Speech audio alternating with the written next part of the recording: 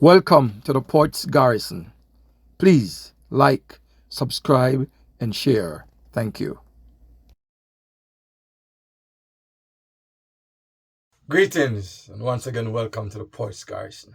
As always, I am your host, Phil the Poet. And if you join me for the first time, as always, I implore you to subscribe to the channel, that is, if you like the content. And for returning viewers and subscribers, as always, it's enough love, enough manners, and enough respect. Now, welcome to the musing of an unsound mind. That's unsound, spelled O-N-S-O-U-N-D. Unsound mind. Now, today, I want to talk about things happening in Jamaica in the past week or so. We've seen where national or former national player Leon Bailey has been hogging the headlines. Bailey and his manager, Craig Butler. Now, 3 months ago or so, there was an interview done by Bailey which said he was taking a break from the national program. Lo and behold, it is time to name the national team for the Copa America competition, and Bailey was named in the team. Now, Bailey again announced that he's still taking a break, and that caused a significant uproar in Jamaica. Lots of opinions, lots of views. People were talking about saying goodbye to Bailey. Let him go. Get rid of Bailey and Butler. They don't want them anymore. Too much passa, too much confusion. And it hugged the headline. It was the topic of conversations all over the place for days and days and days. To my mind, Prime Minister Andrew Holness got into his feelings, grudgeful, and he said, look, Bailey, you can't take over the headlines like that. I'm going to suspend you from the headlines. I'm going to take it over myself. And we heard the Prime Minister giving a presentation on a political platform about bloggers and social media activities and tracking persons who have said things on social media and all that. Here, listen to what the Prime Minister had to say.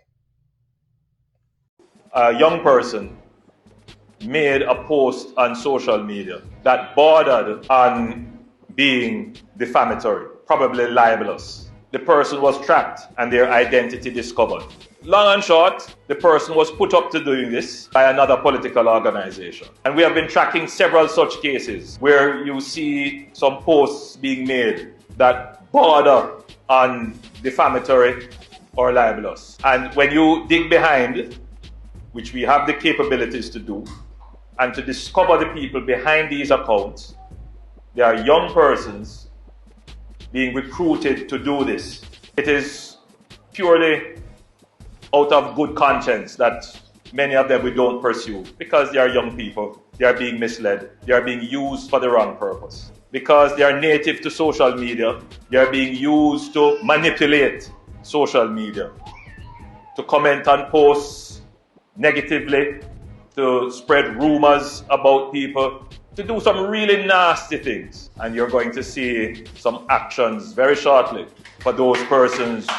Much of what is being done is in fact against the law. I want to say to you, the people who have chosen to be a part of the Jamaica Labour Party, the Jamaica Labour Party does not use or endorse the use of social media to attack people's character, to assassinate people's character, to spread misinformation.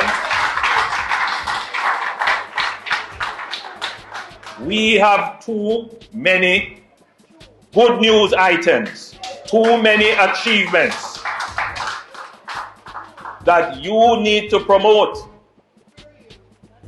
without having to resort to attacking people. No. We deal with policies and programs and principles. People who don't have policies, who don't have programs, and don't have principles, they try to attack people. This is not the first time that the Prime Minister has gone on attack against the users of social media. If you're not saying what he wants to hear, then he has a significant problem with the utterance of your opinions, your views. So he's labeled things as fake news, misinformation, disinformation, and so on. Now, persons came out against the Prime Minister, lots and lots of persons, saying, hey, how can you have time to go track persons on social media when you're not tracking the criminals? When you're not tracking your declarations to the Integrity Commission? And the significant pushback that he had, it was significant because members of the governing party has been on platforms in the parliament bigging up their bloggers and their social media warriors and activists, calling them by names. Some of these bloggers have dual handles. They're known by many different names, many different accounts on social media, and that is a fact. Now, we heard Eroy Clark, who is the deputy speaker. At the time, he wasn't the deputy speaker, bigging them up. And we also heard now Senator Abkafis Henley bigging them up as well. Take a listen to what Eroy Clark had to say. Me love you no bad. To our social media warriors like Keisha Mack, Alex Higgs, Selena, Oral Campbell, Bridget Watson, Donovan De Paz, Black Italian, Jay Brown, Alex Jano, Mr. and Mrs. Dottyman, Chopper John West from the Chopping Block, who is our personal Ian Harding. I know that 85% or so of us sitting in Parliament can attest to the measurable support of the Chopping Block, especially during the election season. Madam Speaker, on the eve of the nomination day in 2016, it seems okay to big up and applaud social media personalities or warriors, as you might call them, if they're saying what the government want them to say. But if you're against the government, then it is an issue. Now, one of the things I've always said is that when I speak for my country, I am doing what the Prime Minister, when he was opposition leader, I told all Jamaicans to go do. Hold your government responsible. And that's what I'm doing. Here is a short clip of the Prime Minister telling us just to do that. Hold the government responsible. All well-thinking Jamaicans should raise their voice in concert against the high levels of crime and against the government in not doing enough in control. The Prime Minister spoke about fake news and misinformation and all of that, and arguments or statements bordering on libelous or defamatory. He spoke about all of that, and he spoke about fake information. Now, the issue I have here is the Prime Minister came out and said they tracked a youngster. Tracked him, spoke to him. He was being, and the opposing party was bringing him to go and do these kind of speeches he was making or utterances he was making, an opposing party. The Prime Minister spoke about the ability to track, and people saw that as suppression of freedom of expression. Now, lo and behold, the minister without portfolio in the office of the Prime Minister in charge of information, I think her name is Dixon, Senator Dixon, I think, fairly new senator, came out and went against what the Prime Minister says. So one of them saying there was no tracking of persons. One of them had to be telling a lie. One of them had to be giving fake news, either she or the Prime Minister. Now take a listen to what she had to say.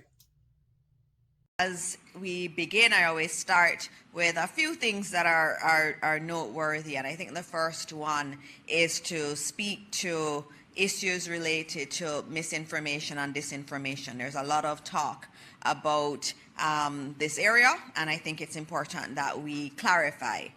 The administration has always been and will always be deeply committed to protecting democracy in Jamaica. And we are deeply committed to protecting democracy from any threats that there are. And governments around the world are dealing with this issue of misinformation and disinformation, especially on social media. And we've seen it. We know what happens. Anyone can say anything, and it is amplified around the country and around the world. And it is important that as we protect the rights of our people and protect the right to freedom of expression and speech, that at the same time it is grounded in truth. And so we love the robust debate. And I say it all the time. It is important in a democracy that we can have dissent and that we can say, you're not doing good as a government. We don't like what you're doing, or you need to do this better. That's what a democracy is. And that's fine, and that's what we want to encourage, but not encouraging persons to post blatant lies online that then fuel a lot of this issue of disinformation and misinformation. And so it's very important that we understand that what the government is saying is that what is posted on social media needs to be based in truth. And in that vein, what we have said is that where there are issues or instances where we know individuals have posted things that are not true, that we will have to go after those individuals in terms of prosecuting them. And there are laws that are available. And I think the goal of everything that we are doing is ensuring that we are in an environment that is based on truth. That is what it is about. And so there is no tracking of people. They both can't be telling the same. It's the truth. Either they're tracking people or have the ability to track them, or they're not tracking them or don't have the ability. One of them has to be telling a lie. Fake news. This is what the Prime Minister is against. And this is what they're putting forward to us to listen to. It's not a good look. You can't be fighting against something that you're involved in. And your warriors on social media are very, very good at what you don't want to do. I don't hear you calling them out. I hear your party bigging them up, Mr. Prime Minister. You've got to lead by example. You've got to say, look, it's non-political. If you say things regardless of which party you are supporting, I'm going to call you out. It can't be that when they say what you want, because you said there's good news, and they should go spread the good news. So as long as they're saying what you want to say, it's good news. And if they're questioning anything, holding you responsible, then it's bad news. Not buying that. Not buying that at all. It is definitely not a good look. Clean up your act, Mr. Prime Minister. And while you're at it, they listed 6. We still want to know them names. And your declarations of assets and liability